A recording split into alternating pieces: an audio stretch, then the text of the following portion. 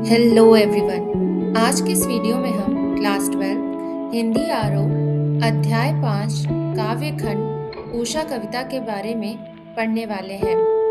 उषा कविता के कवि शमशेर बहादुर सिंह जी हैं। इस कविता में कवि ने सूर्योदय से ठीक पहले आकाश में होने वाले परिवर्तनों को सुंदर शब्दों में लिखा है। कवि ने नए बिंब, उपमान और प्रतीकों का उपयोग किया है। कवि कहता है कि प्रातःकालीन अर्थात सुबह सूर्योदय से पहले के समय का आकाश बहुत गहरा नीला दिखाई दे रहा है, जो कवि को किसी नीले शंख के समान प्रतीत हो रहा है।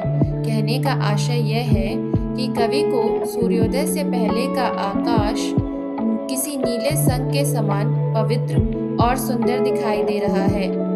धीरे धीरे सुबह का आसमान कवि को ऐसा लगने लगता है जैसे किसी ने राख से चौका लीपा हो, अर्थात आसमान धीरे धीरे गहरे नीले रंग से राख के रंग यानी गहरा स्लेटी रंग होने लगता है। प्रातःकाल में ओस की नमी होती है, गीले चौके में भी नमी होती है, अतः नीले नभ को गीला बताया गया है।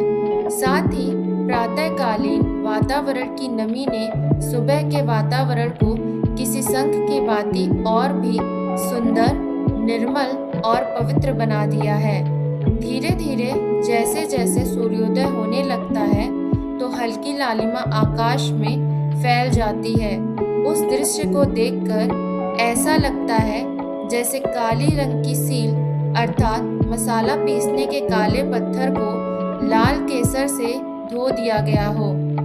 सुबह के समय आकाश ऐसा लगता है मानो किसी बच्चे की काली स्लेट पर किसी ने लाल खड़िया मिट्टी, जो कि चिन्ह बनाने के काम आने वाली मिट्टी है, वह मल दी हो।